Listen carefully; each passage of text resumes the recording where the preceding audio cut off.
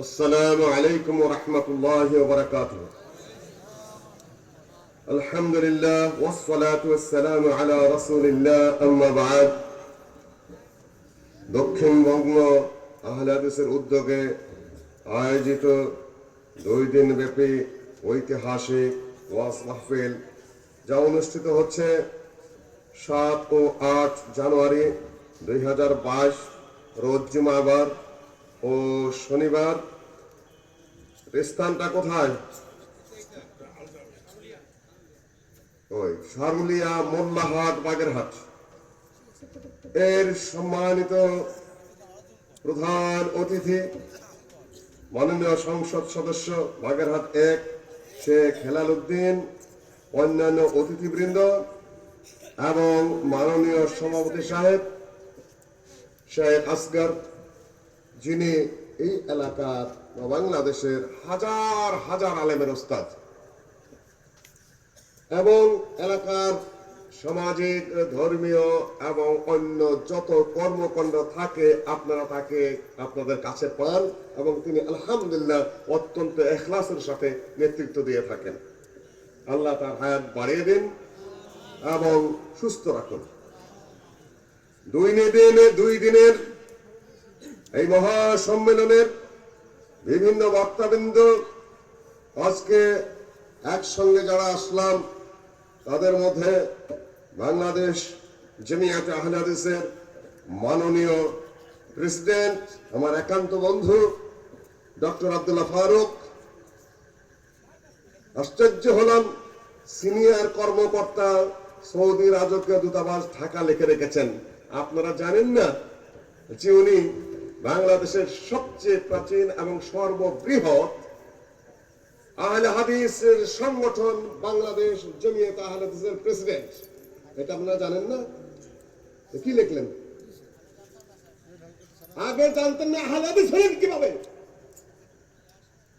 হল বাংলাদেশের বৃহত্তর সংগঠনের নির্বাচিত প্রেসিডেন্ট, তা আপনি আগে জানেন না, আর দক্ষিণবঙ্গে আহলে হাদিস সম্মেলন করবেন।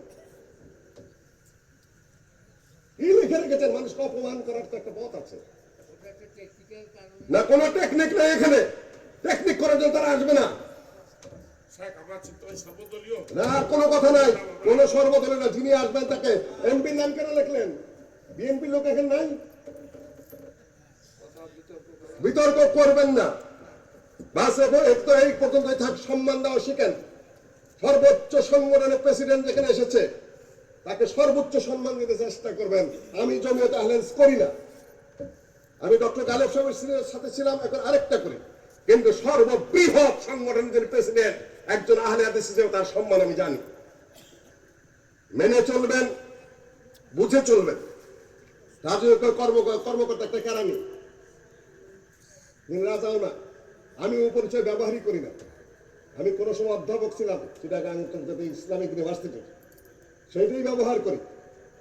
সম্মানিত উপস্থিতি, এগুলা হলো বোধ শক্তি, সম্মান দেওয়ার ক্যাপাসিটি, এটা আমাদের থাকতে হবে এবং সেটা সৃষ্টি হতে হবে। মনে কিছু নিবেন না, আমি জানিয়ে গেলাম। শুধুমাত্র টেকনিক করলে নিজেরা করবেন, আরেকজনের ঘাড় ভেঙে নিজের টেকনিক করতে হবে না। সম্মানিত উপস্থিতি, বাংলাদেশ জামিয়াতে আহলে হাদিসের vice president doctor Ahmadullah Trishali এবং এতক্ষণ পর্যন্ত আমার বন্ধুর শেখ আজাদি সুললিত কণ্ঠে আপনাদের সামনে বক্তব্য উপস্থাপন করে আলহামদুলিল্লাহ কিছু কালেকশন করলেন। আপনারা যথেষ্ট দিয়েছেন এবং আরো দিবেন। আমার পরে রয়েছেন ওয়াজের ফাইনাল বক্তা ডক্টর মুজাফফর বিন মোহসিন, উদীয়মান বক্তা, বহু গ্রন্থ প্রণেতা, আহলে হাদিসের পক্ষে অত্যন্ত জোরালো বক্তব্য খোলামেলা তিনি দেন। তিনি উপস্থিত হবেন। আমি দীর্ঘদিন যাবতীয় আপনারা আপনাদের বৃহত্তর সম্মেলনগুলোকে সসম্মানে দাওয়াত দেন, আমি এখানে উপস্থিত হই। আলহামদুলিল্লাহ, সেই জন্য আপনাদের প্রতি আমি শুকরিয়া জ্ঞাপন করছি। শেষ পর্যন্ত বহুত আলোচনার পরে শেখ বহুবার আমার সাথে কথাবার্তা বলেছেন, যদিও আমি এই কাজের না, আমি মাদ্রাসা ইউনিভার্সিটি প্রতিষ্ঠা করা আমি জানি না। যদিও ঢাকা আলিয়ায় পড়েছি, আমি ঢাকা কলেজে পড়েছি, সৌদি আরব বিশ্ববিদ্যালয়ে পড়েছি, আলিগড়ে পড়েছি, পৃথিবীর বড় বড় বিশ্ববিদ্যালয়গুলোতে ঘুরেছি। আলিগড় বিশ্ববিদ্যালয়, দেওবন্দ গিয়েছি, নাদওয়াতুল উলামায় গিয়েছি, জামিয়া মিল্লিয়ায় গেছি, সৌদি আরবের জামিয়াতুল ইমাম মদিনা ইউনিভার্সিটি, উম্মুল কোরা, কিং সৌদ, বহু বিশ্ববিদ্যালয় আমার ঘোরা আছে। কিন্তু কিভাবে প্রতিষ্ঠা করতে হয় আমি জানি না। বহুত কষ্ট করে আপনারা আপনাদের স্বপ্ন, আমাদের জাতীয় স্বপ্ন বাস্তবায়ন হতে চলেছে, বলুন আলহামদুলিল্লাহ। এখানে দক্ষিণবঙ্গ নামটা অত্যন্ত তাৎপর্য বহন করে। দক্ষিণবঙ্গে যা বোঝায়, এখানে আপনারাই এলেমের নেতৃত্ব দিচ্ছেন আলহামদুলিল্লাহ। এখানে গোটা খুলনা বলি, বরিশাল বলি, বাগেরহাট বলি, আর যে এরিয়াটাকে মিলে সাধারণত দক্ষিণবঙ্গে আমরা বলি, সেটার ইনশাআল্লাহ এটাই প্রাণকেন্দ্র হবে, আশা করছি ইনশাআল্লাহ।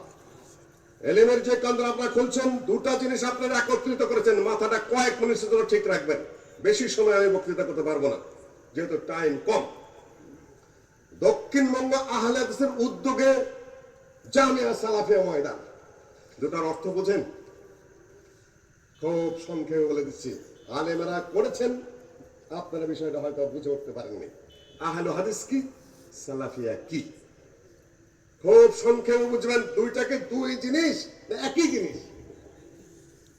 আহলে হাদিসের উদ্যোগে জামিয়া সালাফিয়া, জামিয়া আহলে হাদিস কেন হলো না? না হলে সালাফিদের উদ্যোগে আহলে হাদিস জামিয়া কেন হলো না? না হলে এক নাম কেন হলো না? আর তাৎপর্য কি? আমি খুব গভীরতা যাব না, জটিলতা যাব না, কেন আপনারা পড়াশোনা করেন না। বড় বড় সম্মেলনে গিয়ে প্রশ্ন যখন করি, যদি বলে কাফি সাহেবের আহলে হাদিস পরিস্থিতিটা পড়েছেন কিনা, লক্ষ জনতার মধ্যে হাত উঠে মাত্র 3টা কি 4টা। তার মানে ঠিক থাকার মতো, সারভাইভ করার মতো আপনাদের সে যোগ্যতা নেই। কিন্তু এখানে ইউনিভার্সিটি হওয়ার পরে ইনশাআল্লাহ সেই যোগ্যতাগুলো ফিরে আসবে। আমি খুব সংক্ষেপে সালাফিয়াত এবং আহলে হাদিস নিয়ে 10-15 মিনিট কথা বলে আমার ছোট ভাই ডক্টর মুজাফফর বিন মোহসেনের জন্য মাইক ছেড়ে দিতে বাধ্য হবে ইনশাআল্লাহ আজিজ।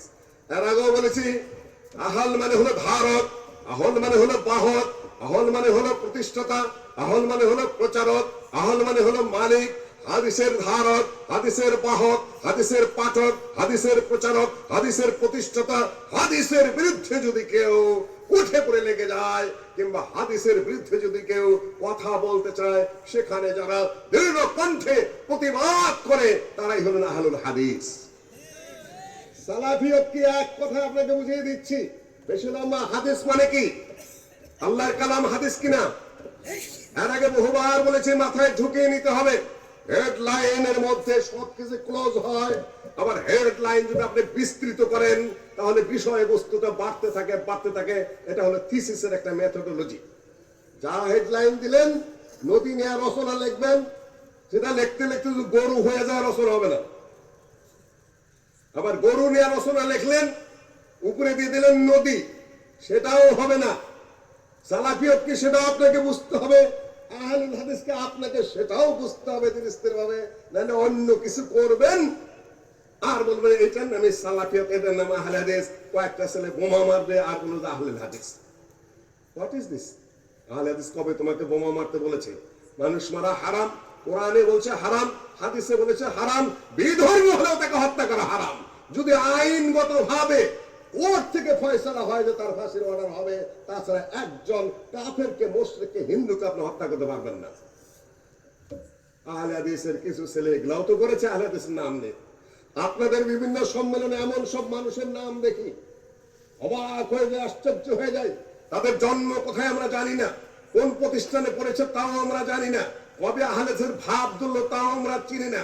হঠাৎ করে 2-4 দিন হানাফিদের বিরুদ্ধে কড়া কড়া কিছু বক্তব্য দিয়ে সুফিদের বিরুদ্ধে মারাত্মক মারাত্মক কিছুকে লাফালাফি করলো। এখন দেখা যায় যে এত বিশাল বিশাল সম্মেলনে তারা বক্তা। দায়িত্ব কে নিবে? কে সার্টিফাই করেছে তাদেরকে বক্তা হিসেবে দাওয়াত দেওয়ার জন্য? শেখ দিয়েছেন, আমরা দিয়েছি। কোথায় তার কোন ব্যাংকের ছাতা হঠাৎ করে গজিয়ে ওঠে? আহলে হাদিসদের মঞ্চে তারা এসে বক্তা হয়ে দাঁড়িয়ে যায়, তারপরে তার খোঁজ খবর পরিচয় আমরা জানি না। আবার দৃঢ়তার সাথে দৃষ্টি আকর্ষণ করে যাচ্ছি। আজকে ডক্টর আব্দুল্লাহ ফারুক সাহেব বক্তৃতা করেন, বলেছিলেন সালাফি দাওয়াতের প্রতিবন্ধকতা। আমি বললাম যে কয়েকটা পয়েন্ট আছে, একটু মাথায় নিয়ে যাবেন, বিস্তারিত আলোচনা করার সুযোগ পাইনি। সম্মানিত উপস্থিতি, সালাফি বলতে সোজা কথা অতীতের লোক, আলের পায়ার যারা, আলের স্কলার যারা, সেটা হলো আল্লাহ নবীর যুগ, সাহাবীগণের যুগ, তাবেঈগণের যুগ। যত কাজ আমরা করব, কোরআনের ব্যাখ্যা হোক, হাদিসের ব্যাখ্যা হোক, মাসআলা মাসাইল হোক, মূলনীতি হোক, এই তিন যুগের আলোকে আমাকে বিবেচনা করতে, বুঝতে পেরেছেন আমার কথা? তিন যুগের আলোকে আমাকে বিবেচনা করতে হবে, না হলে আমি বাউন্ডারিতে বেরিয়ে যাব। পরবর্তী যুগের যত বিষয়, খারিজি বলেন, শিয়া বলেন, মুতাজিলা বলেন, কাররামিয়া বলেন, মুরজিয়া বলেন, জবরিয়া বলেন, যত বর্তমানে কোরআনি বলেন এবং কাদিয়ানি বলেন, যেগুলা বলেন না কেন, ওই যে তিন যুগ, আল্লাহর নবীর যুগ, সাহাবীগণের যুগ এবং তাবেঈগণের যুগের যে মানহাজ এবং পদ্ধতি, তার বাইরে চলে গিয়ে নিজেদের মতো ব্যাখ্যা বিশ্লেষণ করছে, সুতরাং সেটা বাতিল। এটাই হলো সালাফিয়াত। খায়রুন নাসি কারনি সুম্মা আল্লাযীনা ইয়ালুনহুম সুম্মা আল্লাযীনা ইয়ালুনহুম, সবচেয়ে উৎকৃষ্ট যুগ হলো আমার যুগ, আমার পরে মৃত্যুর পরে যে সাহাবীগণ থাকবেন তাদের যুগ, তারপরে তাবেঈগণের যুগ। এই যুগের একেবারে পরিচ্ছন্ন আলেম যারা, সাহাবীগণ নিয়ে কোনো প্রশ্নই নেই। তাবেঈদের যুগে যারা সাহাবীগণকে যথাযথভাবে অনুসরণ করে ওই মাপে এবং মাত্রায় ইলম অর্জন করেছেন, তাদের যুগ। এই তিন যুগের বাহিরে যদি কিছু চলে যায়, সেগুলো অথেন্টিক নয়, গ্রহণযোগ্য নয়। সেটা আমি বলছি না, যে তাই আমলের মধ্যে নেবেন। তিন যুগের মাপে আপনাকে বিবেচনা করতে হবে, তিন যুগের পাল্লায় আপনাকে তুলতে হবে, সেখানে খাটে কি খাটে না। এই যুগের বাইরে যদি কোনো আমল চলে যায়, সেখানে আপনার সন্দেহ পোষণ করতে হবে, না না না, এটা তো হতে পারে না। এখানে প্রশ্ন, এখন কেউ কিছু মনে করবেন না, প্রশ্নটা আমি এখন করে থাকি যে হানাফি, শাফি, মালিকি, হাম্বলি, আলহামদুলিল্লাহ কোন মাযহাবের বিরুদ্ধে আমাদের কোন স্বঘোষিত বিরোধিতা নেই। তবে ছোট্ট একটি প্রশ্ন আছে, চার মাযহাব এই তিন যুগে ছিল কিনা? কেউ জবাব দিতে পারবেন? ছিল কি ছিল না? আহলুল হাদিস ছিল কিনা? ইমাম ইবনে তাইমিয়া বলেছেন যে وكان هناك مذهب قديم معروف قبل أن يخلق الله أبا حنيفة ومالكا والشافعية وأحمد بن حنبل هم أهل الحديث। যে আহলুল হাদিস হলো এমন একটি পুরাতন জামাত যারা জন্মগ্রহণ করেছে এই পৃথিবীর বুকে। ইমাম আবু হানিফা, ইমাম মালিক, ইমাম শাফি এবং ইমাম আহমদ বিন হাম্বলের জন্মের পূর্বে আল্লাহ নবীর কথা, কাজ এবং সম্মতি সকল কিছু মিলে হাদিস, আল্লাহর কালাম ও হাদিস বহুবার আমি দৃষ্টি আকর্ষণ করেছি। জামিয়া সালাফিয়া কেন, কারণটা আমি ব্যাখ্যা করছি। আমাদের যে জামিয়া হবে, আমাদের যে ইউনিভার্সিটি হবে, সেখানে এই তিন যুগকে প্রাধান্য দিয়ে জামিয়া হবে। শেখ হাসিনার কাছে, প্রধানমন্ত্রীর কাছে আমাদের দেশের কওমি আলেমেরা যে সিলেবাস পেশ করলেন, সেখানে তারা সুপারিশ করেছেন, সেখানে তারা রিকমেন্ড করেছেন বা তারা দাবি করেছেন, অ্যাপ্লাই করেছেন যে এই বোর্ড এবং বোর্ডের দ্বারা নিয়ন্ত্রিত যে শিক্ষা কারিকুলাম, সেটা দেওবন্দের অনুকূলে হবে, দেওবন্দের মতো হবে।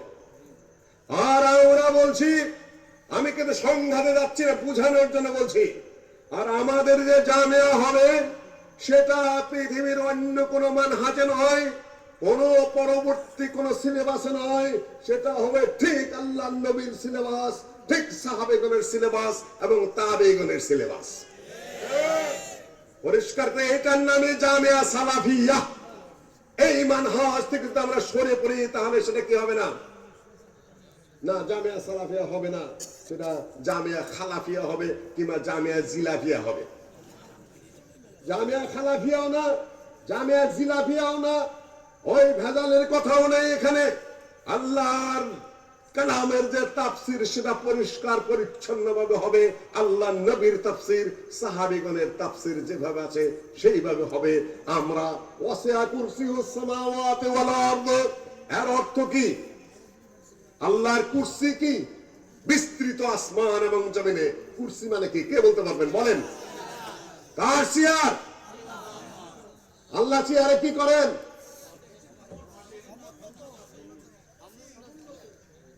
হইল তাফসীর। কিছু মনে করবেন না, কুরসি চেয়ার নয়। একদল করেছেন চেয়ার মুজাসসিমারা, যারা আল্লাহকে দেহবাদী হিসাবে, আল্লাহ দেহ আছে মানুষের মতো এটা মনে করে। তারা মনে করে কুরসি মানে চেয়ার, আল্লাহ সেই চেয়ারের মতো আমাদের মতো বসে আছেন। নাউজুবিল্লাহ। আরেকদল রাজনৈতিক তাফসীর করেছেন, আল্লাহর কুরসি নিয়ে আলোচনা করতে যায় হাসিনার কুরসি আর খালেদার কুরসি নিয়ে 12টা বাজাইতেছেন। কুরসি মানে রাজত্ব, আল্লাহর রাজত্ব সর্বত্র। আর সালাফি তাফসীর কোনটা? সালাফি তাফসীর হলো মাউদিল কাদামাইন, আল্লাহর দুই পা রাখার জায়গা। কুরসি মানে চেয়ার নয়। আপনি নিজের ভাব মতে তাফসীর করতে পারবেন না, যেহেতু সালাফে সালেহের তাফসীর হলো আল্লাহর দুই পা রাখার জায়গা হলো কুরসি। এরপর আর ভুল করবেন যে কুরসি মানে চেয়ার। নেবার কখনো নয়। কুরসি আল্লাহর দুই পা রাখার জায়গা। আল্লাহর পা কয়টা? পা আছে কি নাই? পা কয়টা? দুইটা। পা কেমন? লাইসা কামিসলিহি শাইউন ওয়া সামিউল বাসীর। আল্লাহর মতো কেউ নাই, তবে তিনি মহাশ্রোতা এবং মহাদ্রষ্টা। আল্লাহর পা আছে, পা বুঝি, কিন্তু কেমন তা আমরা। আপনার মানুষের পা দেখছেন? দেখছেন মানুষের পা? নিজের পাও দেখছেন? যাতে তো মনে হইতেছে কথাবার্তা যেমন নিজের পাও নিজে কোনোদিন দেখেন নাই। জবাব দিন, নিজের পা দেখছেন কিনা? আঙ্গুল কয়টা? গরুর পায়ে আঙ্গুল কয়টা? কয়টা? দুই পায়ে 10টা গরুর পায়ে। সামিয়া সালাফিয়া করবেন।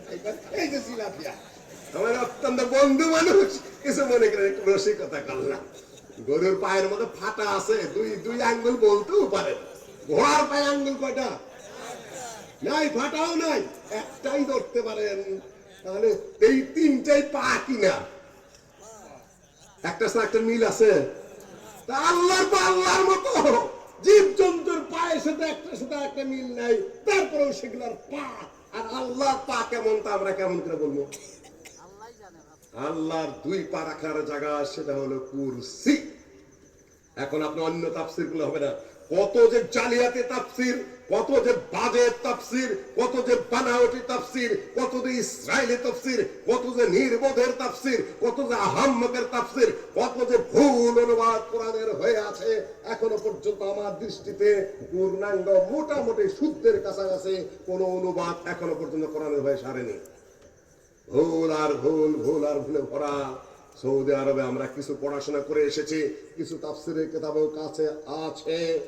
শিখ শুদ্ধ এবং বিশুদ্ধ তাফসীর এখানে পড়ানো হবে। একটা লাইন আরবি শুদ্ধ করে পড়তে পারে না।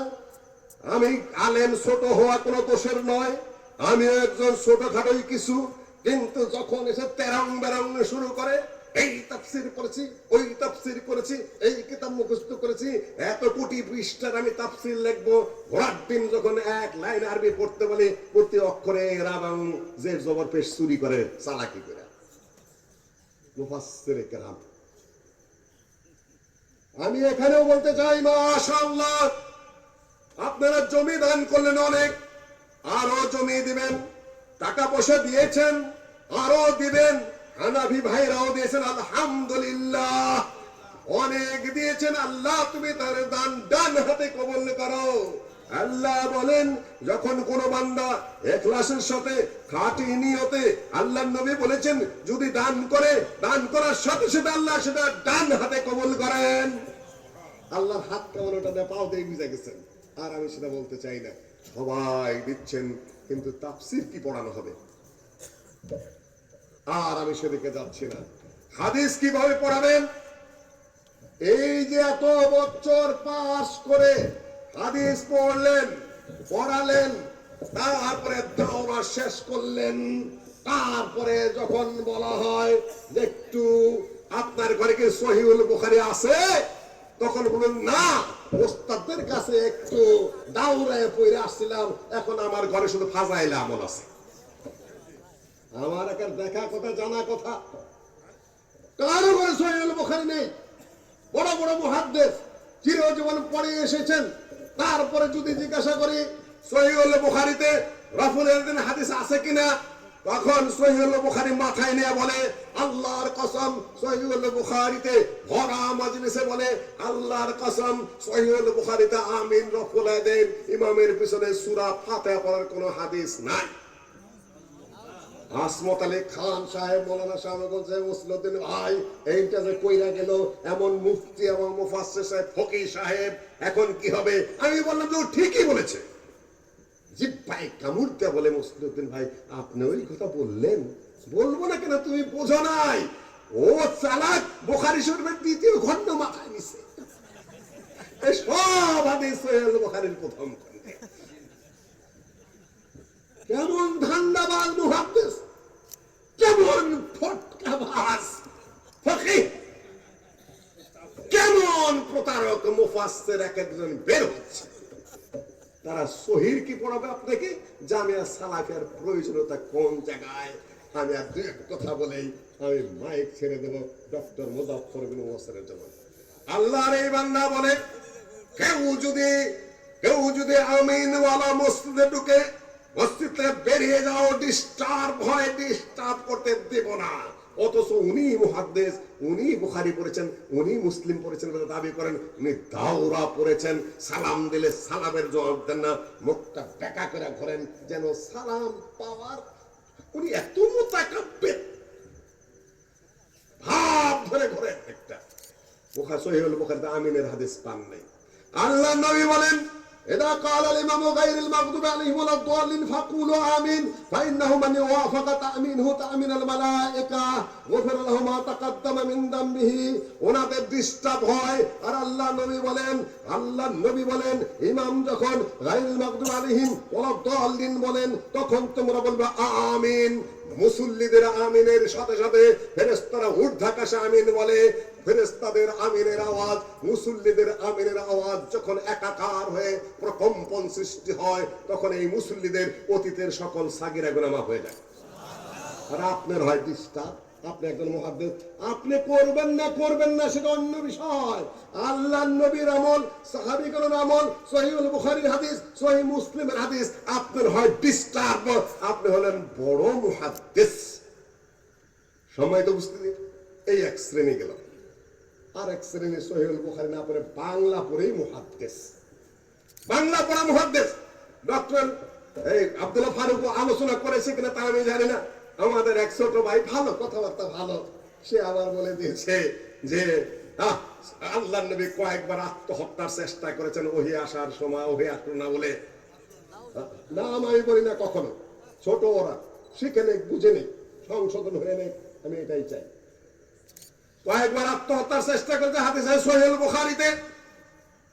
যে সহিহুল বুখারী তুমি পড়েছো, তুমি বুঝেছো, ওস্তাদের কাছে পড়েছো, সহিহুল বুখারীর অধ্যায় আছে, হাদিস আছে, তালিকাত আছে, মুতাবাআত আছে, শাওয়াহিদ আছে, ইমাম বুখারীর নিজের কথা আছে, তাবেঈদের ফতোয়া আছে, সাহাবীদের ফতোয়া আছে। কোনটুকু সহিহ তুমি কোথা থেকে বললে? এটা ইমাম জোহরীর কথা, কিতাবুত তা'বীর। এটা আল্লাহর নবীর হাদিস। আল্লাহর নবী বলেছেন যে আমি আত্মহত্যার প্রচেষ্টা করেছি, আর এগুলা সবই সহিহ। যে কয়টা আল্লাহর নবীর থেকে মরফু মুত্তাসিল ওই পর্যন্ত সহিহ, বাকিগুলো না কথা আছে। শুধুমাত্র সনদবিহীন হাদিস যে পরিমাণ ইমাম বুখারী বর্ণনা করেছেন, সেইটাকে ব্যাখ্যা করতে গিয়ে হাফেজ ইবনে হাজার আসকালানিকে আরো 5 খণ্ড লিখতে হয়েছে। তার লিখত তালিক নামে প্রায় 2000-এর উপরে সেইটাই। আর তুমি হঠাৎ করে 2 লাইন বাংলা পড়ে সহিহুল বুখারীর ব্যাপারে কথা বলছো। সহিহুল বুখারীর আমল করতে হবে। তৃতীয় শ্রেণী। তৃতীয় শ্রেণীর আর 2টা পয়েন্ট বলেই আমি আমার বক্তব্য শেষ করতে যাচ্ছি। আর এক শ্রেণী আমার বক্তা শ্রেণী বহুত হাতি ঘোড়া মারে, হেলিকপ্টার হুজুর হয়েছে একজন। আমার কোনো আপত্তি নাই, হেলিকপ্টারটা আপনি নিয়ে আসেন, আমার কোনো সমস্যা নাই। লক্ষ টাকা দেবেন, আলেমকে খেদমত করুন, আপনার আমার সমস্যা কি? বলে এই যে খালি বুখারী বুখারী করো, আল্লাহর নবীর যুগে বুখারী মুসলিম ছিল নাকি? প্রশ্ন। তখনই বুঝতে পেরেছি তুমি লেখাপড়া কিছুই করো নাই। কেননা যখনই বললো মেজো ভাই, তখনই বোঝা গেল কি কয় ভাই? তিন ভাই। মেজো ভাই বললেই কয় ভাই? কমপক্ষে তিন ভাই। যখনই বলেছে আল্লাহর নবীর যুগে বুখারী মুসলিম ছিল নাকি, তখনই বুঝলা ফেলেছি জামাই যে পণ্ডিত, তা এখনই বোঝা গেছে। কেননা পুঁথি পড়তে দেওয়ার সাথে সাথে জামাই কান্দন শুরু করে দিয়েছে। কান্দেন কেন? হারে আমাদের যুগে এই অক্ষর গুলা কত বড় বড় ছিল, 50 সনের হালে অক্ষর গুলা কি ছোট ছোট হয়ে গেছে অভাবে অনটনে, কেউ এদের খোঁজ নিল না, পড়তে পারে না, সেটা স্বীকার করে না। সম্মানিত উপস্থিতি, সহিহ বুখারী এবং মুসলিম বলতে কি ইমাম বুখারী মুসলিম না, আল্লাহর নবীর সহিহ হাদিস যা ইমাম বুখারী সনদের সাথে বর্ণনা করেছেন সেই হাদিস। আপনারা পার্থক্য বুঝতেছেন, এই মহান হুজুর সেটা বুঝতে পারে না, এই মহান বক্তা।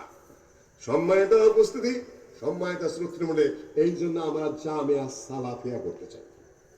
আল্লাহর নবীর যুগের, সাহাবীগণের যুগের, তাবেঈগণের যুগের দর্শের যে পদ্ধতি, পাঠদানের যে পদ্ধতি, শিক্ষাদানের যে পদ্ধতি, তাফসিরের যে পদ্ধতি, হাদিসের যে পদ্ধতি, ফিকহের যে পদ্ধতি, তাকবীর একটার সাথে আরেকটার মিল খাওয়ানোর যে পদ্ধতি, সকল কিছু মিলিয়ে এখানে উচ্চাঙ্গের দর্শ দেওয়া হবে। এক পয়েন্ট। দ্বিতীয় পয়েন্ট, পড়াবে কে? প্রশ্ন এখন শেখের কাছে, পড়াবে কে? আপনি শিক্ষক কোথায়? না না, এটা প্রশ্ন করে আমি কথা শুরু করছি আর কি আপনার সামনে। 5 মিনিট আমি শেষ করতেছি। এইভাবে যাবে কত কালে, এইভাবে খাবে কত কালে তো দেখতেছি। বিল্ডিং বিশাল বিশাল, চান্দা কোটি কোটি, এত লাগবে এই সমাচার, চুলা এতগুলা, কাঠ এতগুলা, খড়ি এতগুলা, নানান কিছু তো কইতেছেন আপনারা। আলেমের প্রোডাকশন কোথায়, বাড়িতেছে কোথায়? সেটা বাড়ি করবে কে?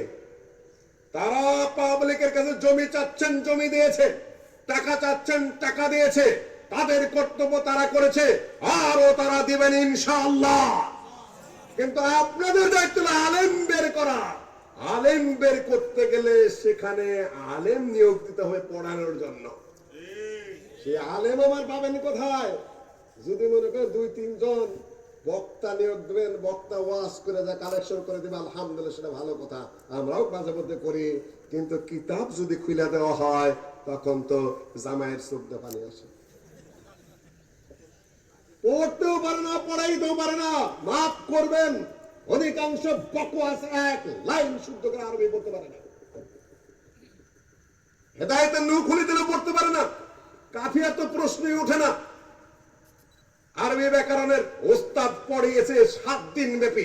আল কালিমাতু লাফযুন ওয়া বিআলিমা আনান মুফরাদান মুফরাদান মুফরাদুন। মুফরাদুন কেন হলো, মুফরাদান কেন হলো, মুফরাদান কেন হলো?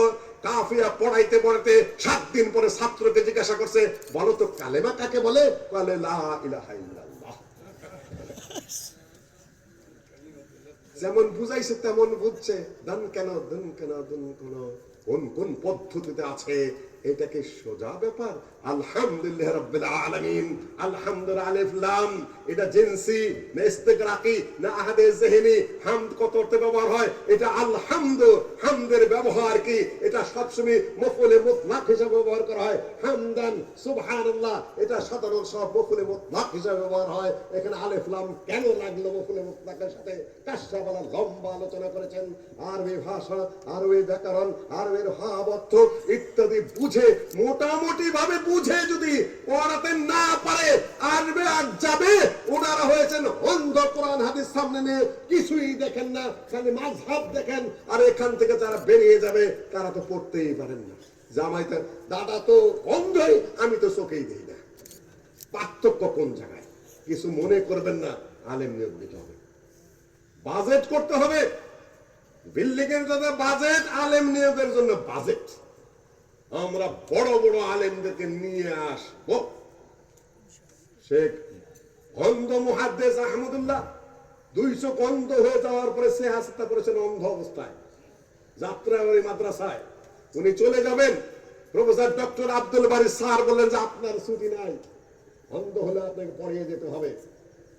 কোথায় অন্ধ আছে, লুলা আছে, খোরা আছে, কিন্তু ব্রেন আছে, কোরআন হাদিস জানেন, আরবি ভাষা ব্যাকরণ জানেন, তাকে ডেকে নিয়ে আসবেন, রুম আলাদা করে দিবেন, সম্মান দিবেন, ভালো খেতে দিবেন, ভালো বেতন দিবেন, তারা আলেমের প্রোডাকশন দেবে এই বিল্ডিং থেকে ইনশাআল্লাহ। ইনশাআল্লাহ। এই ভাই কিন্তু ভালো লেখাপড়া, এমনি খালি ঘুমায় আর আঠে।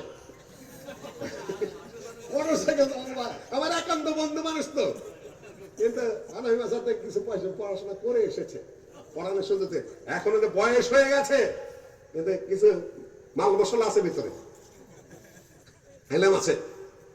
নিয়োগ প্রক্রিয়া সুন্দর সুস্থ হয়ে দিবেন, যারা আলেম পয়দা করবে, যাদের সামনে অন্যরা সমীহ করবে যে লোকটা লেখাপড়া জানে, এরা বিদ্বান, এরা পড়তে জানে, না হলে মহা সমস্যা। বাংলাদেশে আমি সর্বত্র এই কথাটা বলে দিচ্ছি, বড় বড় ধনীদের দৃষ্টি আকর্ষণ করছি, বিল্ডিং এর জন্য যেরকম টাকা দিচ্ছেন, জমির জন্য যেরকম টাকা দিচ্ছেন, আলেম নিয়োগের জন্য টাকা দিতে হবে আপনাকে, না হলে তো প্রোডাকশন হবে না। বিল্ডিং কোনদিন আলেম বানাবে না, বিল্ডিং লাগবে, কিন্তু তার মধ্যে সবচেয়ে যেটা বড় লাগবে, যারা পড়াশোনা করতে পারে সেই ধরনের আলেম খুঁজে খুঁজে ভালো বেতন দিয়ে নিয়োগ দিতে হবে। আমি আর বক্তব্য বাড়াচ্ছি না। এইটার নাম হলো জামিয়া সালাফিয়া, যেখানে বাজে কিছু হবে না, যেখানে বানাওটি কিছু হবে না, আইলাম আর গেলাম আর খাইলাম, তারপরে এইভাবে যাবে কতকাল, খাবে কতকাল, এইরকম হবে না।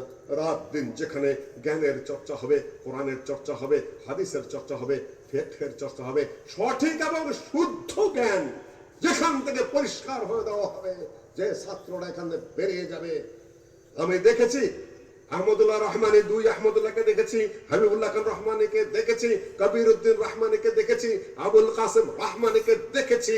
তারা এই বড় বড় এই জলসার মধ্যে যখন পাগড়ি বেঁধে বসে থাকতেন, মনে হতো যেন বিদ্যার আকাশে বহু নক্ষত্র পড়ে আছে। কে তাদের সামনে দাঁড়াবে? নাম শুনে রাস্তা তিন ভাগে, ওরে বাপরে বাপ, রহমানী আলী এসেছে, তার সামনে আমরা দাঁড়াবো কিভাবে? তাদের ছাত্র আজকাল আমরা যারা নাচানাচি করি মঞ্চে, তাদের ছাত্র হওয়ার যোগ্য নয়, কিন্তু আমরা তাদেরকে স্মরণ করে একটু দোয়াও করি না। আমি আর বক্তব্য বাড়াচ্ছি না। জামিয়া সালাফিয়া এখানে হবে, যারা হানাফি ভাই আছেন তারা আবার কষ্ট পাবেন না। আমি সামান্য হয়তো বা কষ্ট দেওয়ার জন্য আমি কথা বলি নাই, আমি শুধুমাত্র দৃষ্টি আকর্ষণ করার জন্য কথা বলেছি। সময় থাকলে শিক্ষা ব্যবস্থা নিয়ে, কারিকুলাম নিয়ে আর একটু কথাবার্তা আমি বলতে পারতাম, কিভাবে পাঠদান করতে হয়, কিভাবে নিয়োগ প্রক্রিয়া সুন্দর হবে। মাদানী আলেমেরা পথে পথে ঘুরছে অসম্মানজনক ভাবে, তাদেরকে কেউ ভালোবাসাতে নিয়োগ দিচ্ছে না। আমার মাদ্রাসার শিক্ষক নাই, এই গ্যাপ পুরা করতে হবে। আবার সিলেবাস কমিটি যেটা পাঠানো হবে, সেখানে সুন্দরভাবে সিলেবাস দিয়ে, বর্তমান সরকার যদি হানাফিদেরকে দিয়ে থাকেন মাদ্রাসা বোর্ড নিয়ে প্রতিষ্ঠা, আমাদেরও বের করে নেওয়া উচিত ছিল এই মুহূর্তে। সেটা কোন পর্যায়ে আছে আমি জানি না। আমি আমার বক্তব্য এখানে শেষ করছি। আকুলু কাউলি হাজা আস্তাগফিরুল্লাহ আলাইকুম আজমাইন। আসসালামু আলাইকুম ওয়া রাহমাতুল্লাহি ওয়া বারাকাতুহু।